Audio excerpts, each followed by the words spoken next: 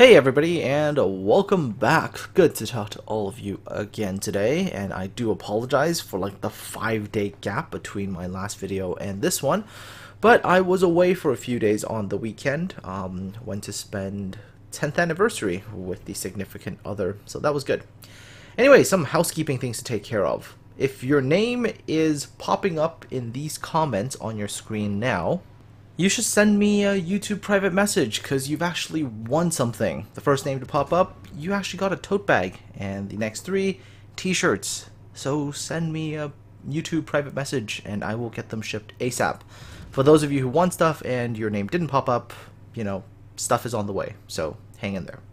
Alright, so into the battle we go, and this is me, yes. Finally, I'm starting to show another one of my own replays. I mean, that's not that common anymore now that I think about it.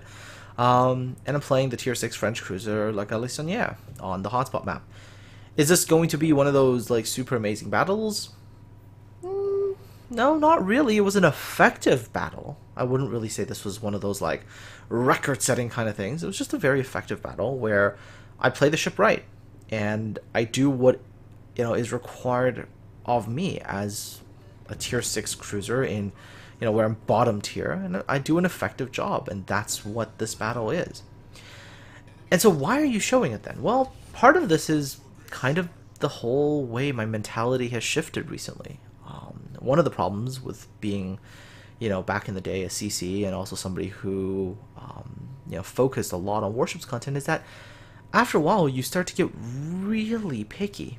I mean, I might play, let's say like 20 battles where won the majority of those battles, was effective in what I had to do, and at the end of the day I would look at it and be like, nope, I'm not showing any of those because it wasn't, I don't know, amazing or something like that, and I would become so hesitant to show stuff. So literally I was like looking for that unicorn, like, hey, can somebody send me a unicorn so I can actually feature it? And it wasn't a good mentality, because you do that over a long period of time and eventually you really start to almost limit what you're willing to show. And after some reflection, I'm like, no, that's not a very good thing to do at all. So I'm gonna go back and rejig some stuff, start looking at some of the things differently, with a different mindset, with a different eye, shall we say, and hopefully that will be good for World of Warships content in the future. Going back to the battle for a second, you might notice where I've pushed into. I've pushed into the C-cap on hotspot, mostly because 2 reasons. One, A and B are generally not that much fun for a light cruiser, especially a tier 6 one and tier 8 battle. And 2, these islands do provide a lot of cover, especially if the enemy destroyers are not in here contesting it, and the enemy team just isn't. They're off somewhere else. So quite happy to get into the islands, mix it up with whatever came in initially, which was, I believe, that York. And with that York on, enemy team didn't really have a presence here anymore. So moved in here and start using the islands as cover. And that is what you're supposed to do. Sometimes effective play isn't always the most pretty. Don't always have to make the prettiest plays. You can basically do things that will just allow you to maximize your effect on the enemy team, whether that's through damage or fires or whatnot.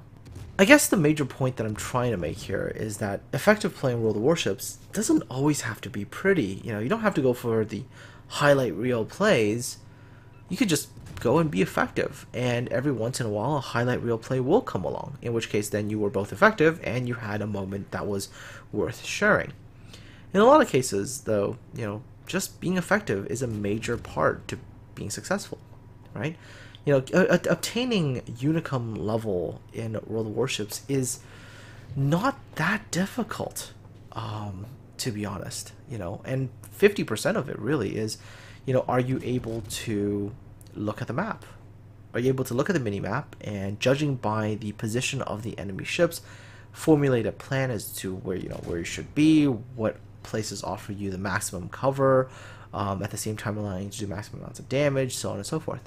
When we get down to the tactical level stuff, like aiming and armor angling and things like that, you have to get the strategic stuff right first. I mean, the tactical stuff can help in a one-on-one engagement, but if you're in the wrong place all the time, you're not going to be that effective.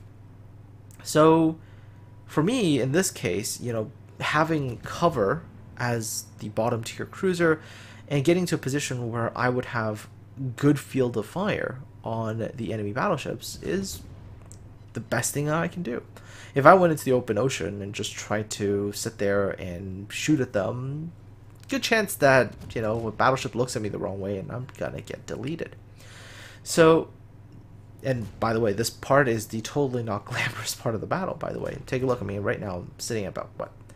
I started this around, what, maybe 30,000 damage? And I'm going to just accumulate quite a lot of damage by not really going anywhere. Just by simply abusing this spot, which offered me great field of fire, while at the same time allowing me to stay very, very safe from return fire. And yeah, that's pretty much where I'll stay for the rest of this battle, doing what I do in a little light cruiser. So on to other World of Warships stuff, because really there's not much more to explain here in this battle. Other warships things. So there's two things that I've seen that they're talking about right now. I mean, okay, well, I think one of them is coming in the next patch, maybe 6.11. So there's going to be some smoke changes. Interesting direction is all I'm going to say so far. I do still want to take a bit more time and actually play it out to see how it impacts stuff. So when that time comes around, I'll have another video out for that particular topic. So there's something there. The other one, of course, is supposedly the fact that they want to change battleship armor piercing so that, against destroyers, they're no longer going to get pen damage. That's a bit of an interesting change, is the way I think I'll say it for now. I can see what the motivation is, because they don't want battleships to go around hitting destroyers for 10k damage because they managed to get like 2 pens or something like that, and they want to have battleships just change ammunition types into HE, but I'm not really sure that's gonna fix much. I think a lot of the battleships that will fire AP are, well, they're gonna keep doing it just because it's so slow to actually change a shell, right? To go from AP to HE takes a while to get those shells switched out, and usually by the end of that, the ship that you're hoping to shoot with that changed ammunition would be long gone. So yeah, I just don't really think that's going to have the effect that they want. I think people are still going to be shooting AP, and hell, a bunch of overpens can still do a ton of damage. So really just don't see that changing all that much. The other thing, of course, is the fact that if you do that, don't you inadvertently give an advantage to the Royal Navy battleships? Because they basically spend a lot of their time firing HE instead of AP. Isn't that like another inadvertent buff, almost, you could say, to the UK battleships? Like, now you guys are going to be even more effective against destroyers, while the other battleships become less so. I don't know. Okay, maybe it's just me and my brain doing funny things right now about, thinking this one through, but I think I'll have to wait a little bit to see the actual effects in-game before I decide whether or not something like that is a good or bad change. One somewhat strange thing that I sort of noticed when I was playing the Galissonière, when I was playing this particular ship, is that surprisingly, I don't like IFHE on it. I don't know why. It could just be that I ran into the wrong kinds of ships for a whole bunch of battles in a row, but I like the fire chance more than I liked IFHE.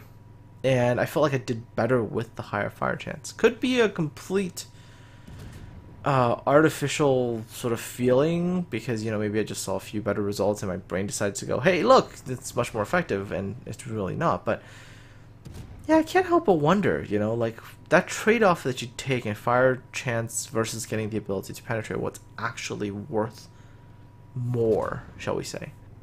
Kind of wish I had the stats for it, actually. Maybe I should go bug somebody for it. Anyhow, so yeah, something that I might test out a little bit more in the future, just to see what actually theoretically might be more effective. Anyhow, one final thing I want to talk about, really, maybe two final things. Okay, all right, I'll see. I'm not sure if it's going to be one or two. One thing that I am going to sort of update you all about is that Production schedule for the next week or two is going to be a little bit on the unstable side for a couple reasons. One of them is I am adapting to a new schedule, and it's not become routine right now, so I'm kind of struggling through the day, but hopefully within the next week or two will become routine. And second, and this potentially might have a little bit more impact on me in the long term, and I'm not sure if it's going to happen or not yet because it's still sort of up in the air right now, is that, you know, one of the students that I work with, he's getting picked on in school by some, just by kids in general, I guess. He's a bit on the introverted side, a little bit on the quiet side, and didn't have too many friends. I think his best friend from last year ended up leaving and is moved away permanently. So he's got no really good friends at school, and he's getting picked on and he's getting bullied, and he doesn't really want to go to school anymore. So yeah, that's gonna potentially be interesting for me because there's a potential chance that he might end up just dropping.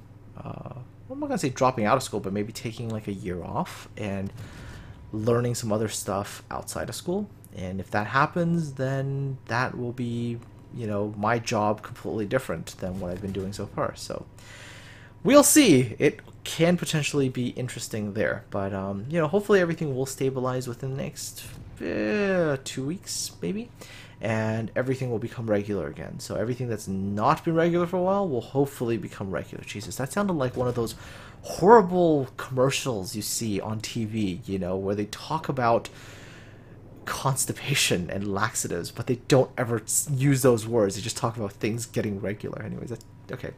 Totally off the deep end comment. Alright, anyhow. So yeah, and this battle is over. Managed to rack up 98,000 damage as a bottom tier cruiser. And final results screen. So just under 100,000 damage, 6,918 experience, 286,355 credits earned, 138 hits, 7 fires, 1 ship sunk.